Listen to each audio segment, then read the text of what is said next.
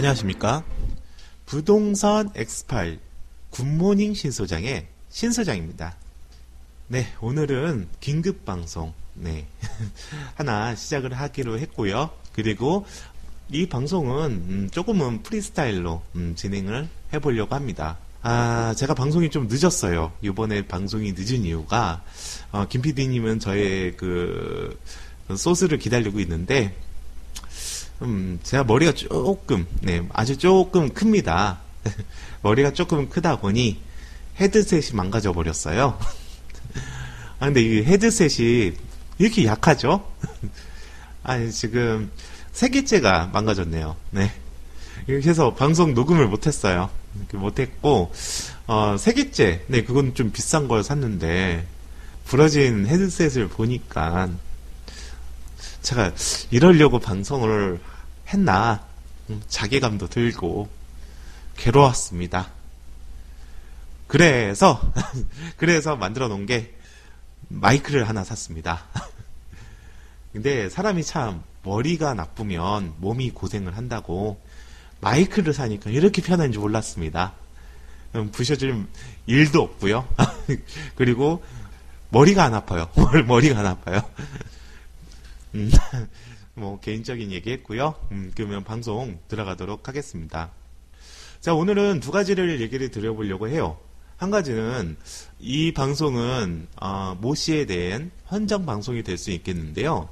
우리가 그 재개발 재건축 같은 정비 사업 중에서 가로주택 정비 사업에 대해서 제가 저의 생각을 한번 말씀을 드려보도록 해볼게요.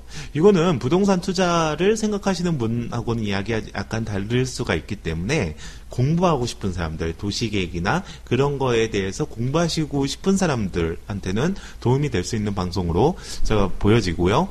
그리고 제가 말씀드리고 싶은 거는 한 가지가 또 있어요. 이거는 제가 이 이야기를 하고 싶어서 방송에 마이크를 잡았는데요.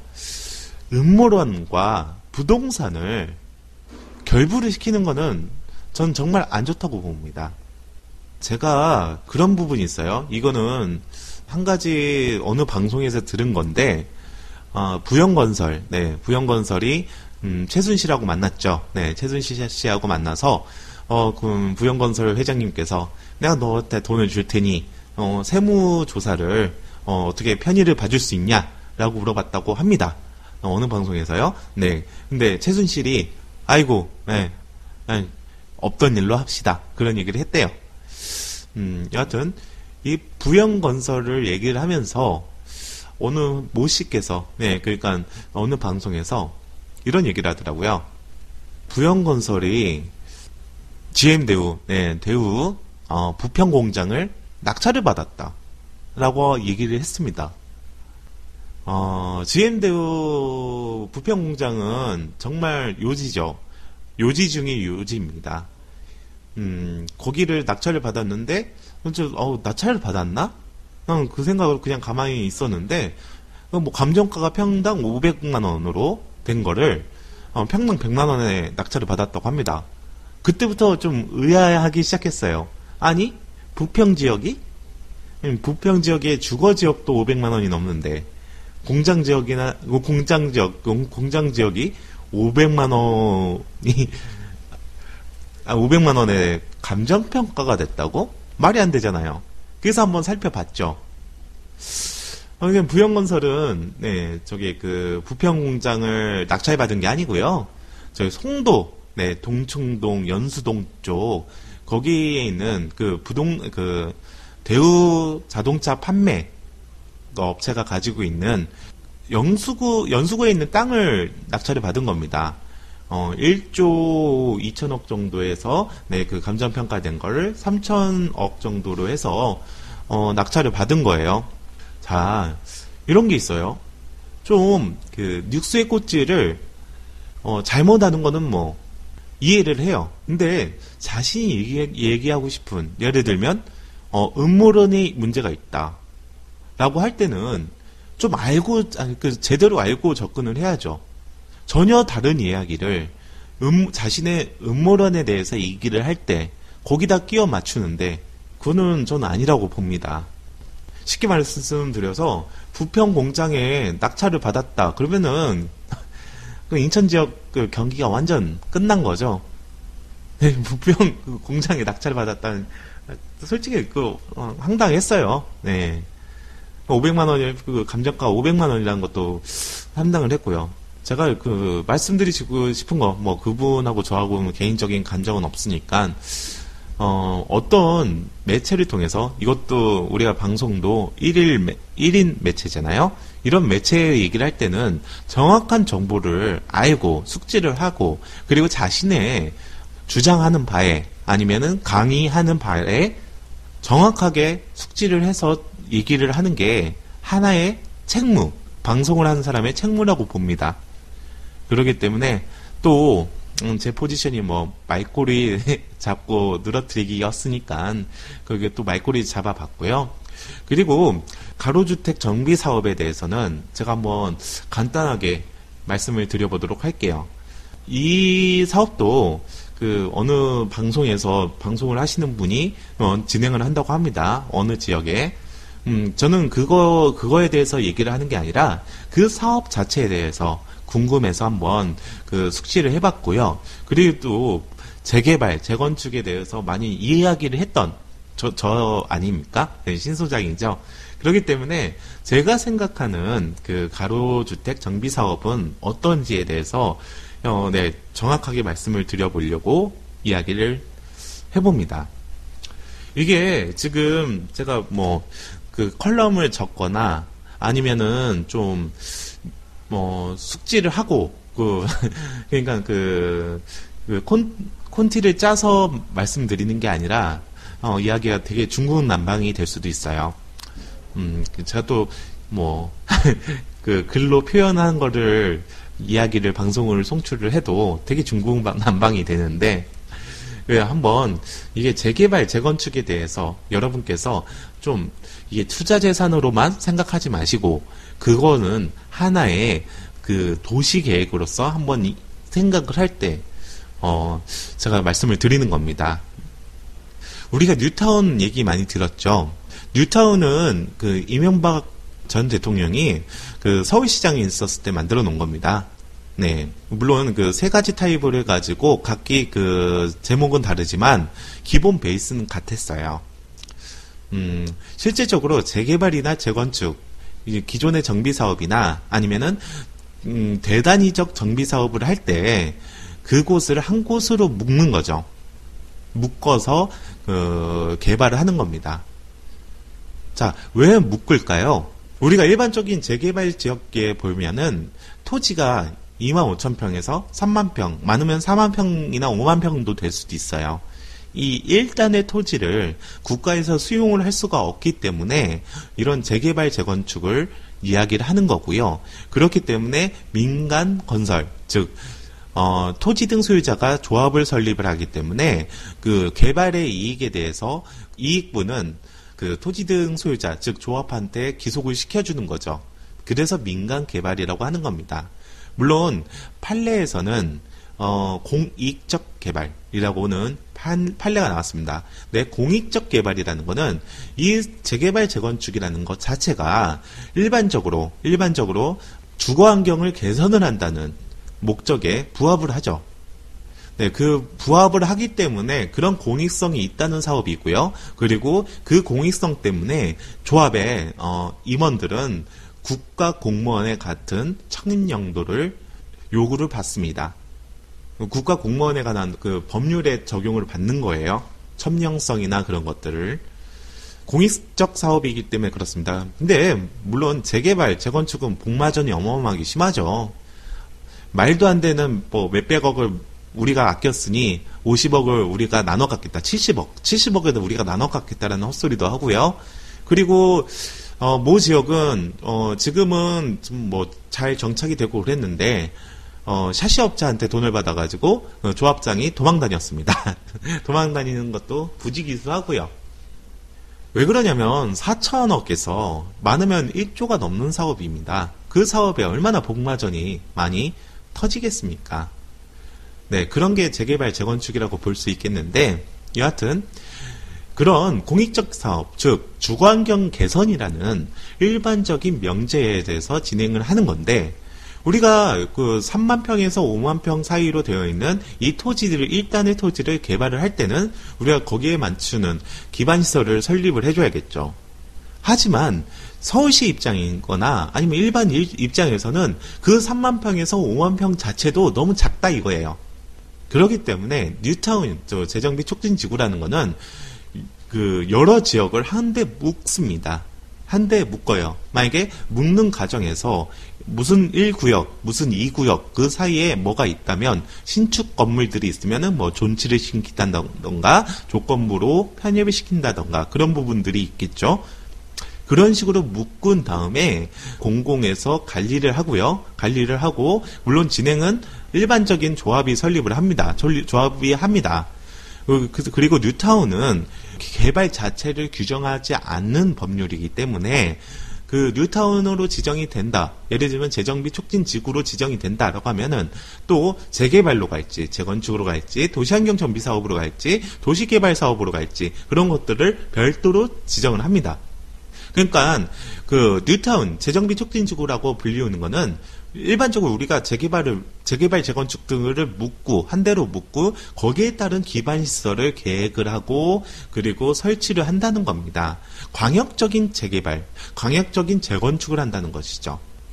그래야지 향후 도시 환경에 도시 계획에 더 플러스 요인이 된다는 겁니다. 하지만 진행이 잘 안 되죠. 자, 그럼 가로주택 전비 사업은 무엇이냐?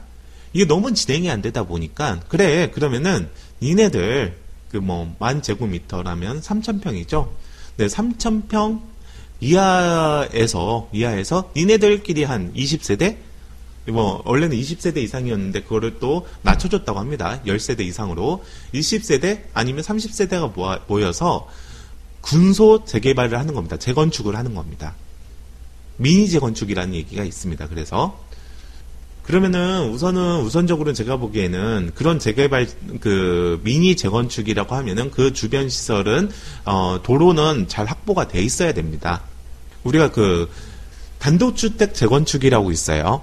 근데 단독주택 재건축, 우리가 재건축이라고 하면 일반적으로 아파트를 상대로 재건축을 합니다.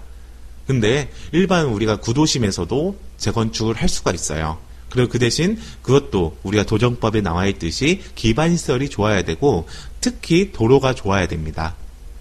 그런 예전에 과거에 이루어진 택지내에 있는 구도심은 이런 단독주택 재건축이 진행이 가능할 수가 있는데 문제는 뭐냐면 너무 수익성이 안 나와서 폐지가 됐습니다. 진행 자체가 안 됐기 때문에 폐지가 됐습니다.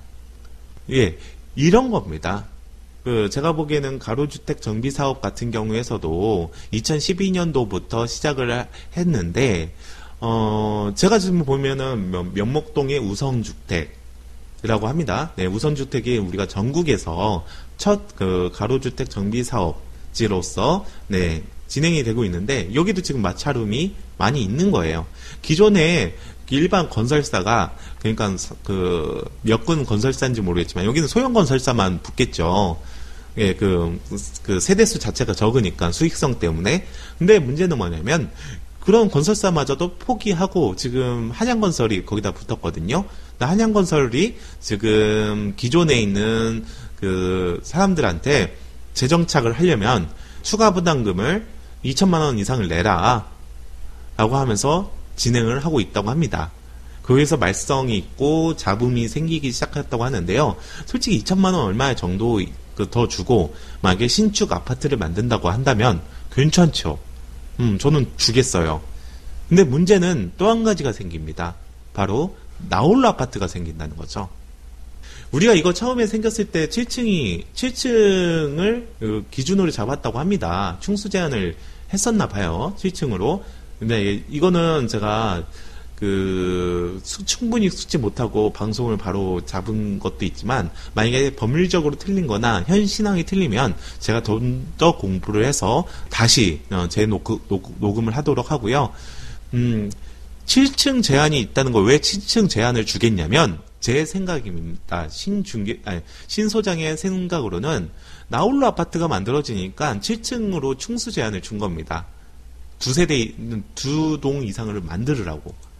세대수가 조금 있다면요. 그러면요, 진행 절대 안 됩니다. 제가 볼 때는요.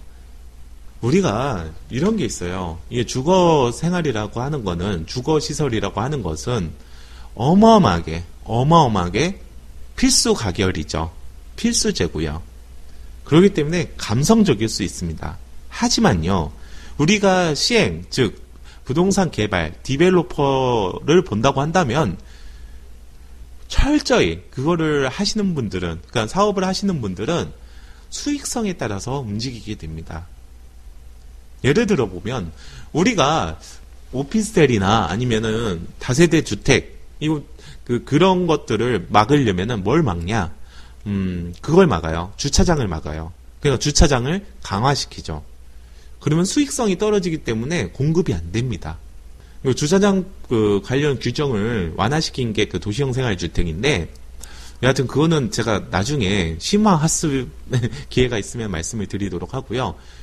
그러니까 뭐 하나 막아놓으면 거기에 대해서 수익성이 확 떨어지기 때문에 공급 자체가 안 되는 겁니다. 자, 서울시 입장에서는 나홀로 아파트가 되게 골치 아프거든요. 그냥 나홀로 아파트는 관리도 잘 안 돼요. 그러면은 2동 이상으로 만들어라 라고 할 수는 있어요. 그나마 보기도 좋고, 그리고 면적을 다 주고. 하지만 그렇게 2동으로 만든다고 한다면 사업성이 전혀 안 나오기 때문에 움직일 수 있는 사업지가 전혀 없을 겁니다. 두 번째, 여기가 10,000제곱미터죠. 10,000제곱미터면 3,000평 이하로 진행을 하는 건데, 거기에서의 기반시설은 어떡할까요? 자, 재건축, 재개발이 난개발이 아닙니다. 이런 사업지가 난개발입니다. 만약에 이게 사업성이 높아서 사람들이 다 여기저기 붙잖아요? 그리고 여기저기 다 그 가로주택 정비 사업을 하잖아요? 그러면은 그냥 나홀로 아파트들만 많이 생길 겁니다. 그런 게 난개발입니다. 우리가 어반 플래닝, 즉 도시계획으로 인해서 진행을 하는 거, 스카이라인, 예를 들면은 건축심의위원회나 그런 데에서 재건축을 할 때 말이죠. 건축심의위원회에서 스카이라인이 이렇게 되니까 이거를 이렇게 줄여라. 혹은 아니면 그 층수를 제한을 해라. 라고 얘기하는 것들은 우리가 도시계획에서 그 틀 안에서 진행이 가능하기 때문에 가능한 거고요. 이런 식으로 여기 기반시설을 전혀 고려하지 않고, 네, 여기 고려한다고 하더라도 그 아파트, 지금 나홀로 아파트 향해서만 된다고 한다면 체계적인 관리가 안 되는 거죠. 자, 체계적인 관리가 안 되는 사업지가 하나 있었습니다. 바로 주거환경 정비 사업의 현지 계량 방식입니다. 자, 여기 가로주택 정비 사업은 한 20세대 정도 되면 그 20세대가 재건축 같이 되는 거예요. 세대수를 더 만드는 겁니다. 여기의 사업성은 다 동일합니다. 재건축이나 재개발이나 가로주택 정비 사업이나 동일한 거는 70에서 100을 만들고요. 나머지 30을 나눠 갖는 겁니다. 여기도 일반 분양분이 생기겠죠. 네, 일반 분양을 해서 그거에 대해서 나누는 건데, 첫 번째, 그렇게 나누는 겁니다. 거기서 사업지가 나오는 건데, 주거환경 정비 사업의 현지 계량 방식은 약간 달라요. 이거는 주변에, 거긴 재개발도 전혀 안 되는 지역이에요. 재개발도 전혀 안 되는 지역에 필지도 되게 이상하게 되는 지역들입니다. 네, 그런 지역에서, 그럼 그 주변에 기반시설은 내가 닦아줄 테니까 니네들은 그냥 정비만 해라. 정비에 대한 지원금도 주고 법률도 완화를 시켜주겠다. 라고 합니다. 자, 그러면 정비를 합니다. 재개발보다 더 급빈층이 사는 지역이 그런 지역인데, 주거환경 정비 사업인데, 그러면 그 사람들, 그냥 일반 단독주택, 다 쓰러져가는 단독주택에 누가 붙냐? 건축업자들이 붙습니다. 그리고 빌라를 만들죠. 지주협동 방식으로 빌라를 만든다던가, 아니면은 그 토지를 사죠. 빌라 부지로 해가지고 사죠. 그러면 어차피 그분들도 쫓겨나는 건데 그래도 아예 거래가 안 되는 토지가 그나마 거래는 되죠. 네, 그런 좋은 점은 있어요. 근데 문제는 뭐냐면 그런 안 좋은 필지에 왜 다들 조성할 때 옛날부터 그 여기저기서 모여온 사람들이 거기서 네, 그 저기 하나의 촌락을 만들고 그 급빈층으로 살아왔기 때문에 필지도 정말 안 좋고요. 네. 그리고 그 지형도 정말 안 좋은 지역들입니다. 밀려 나간 사람이 정착한 곳이기 때문이죠. 네. 그런 지역에 빌라들이 만들어지면 삐뚤빼뚤합니다. 그리고 모형이 정말 이상하고요. 다닥다닥 붙어져 있어서 주거 환경도 정말 안 좋습니다.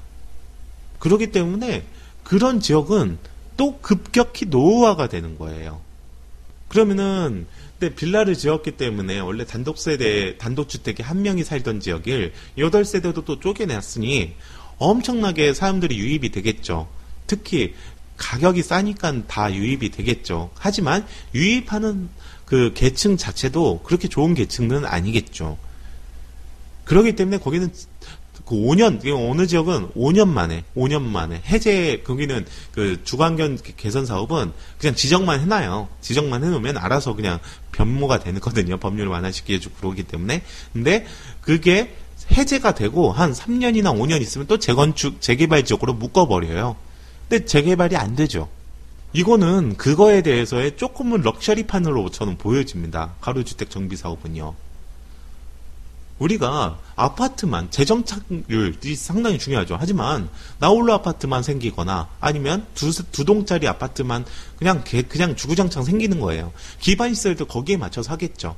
그러면은 그런 데가 많이 생기게 되면 통합적인 도시계획이 가능하겠습니까? 이런 게 난개발입니다. 오늘은 제가 그냥 가로주택 정비 사업에 대해서 저의 생각을 한번 도시계획 측면으로 말씀을 드려봤습니다. 오늘은 방송이 좀 재미가 없었을 거예요. 네, 그럼 부동산 엑스파일 굿모닝 신소장의 신소장이었습니다.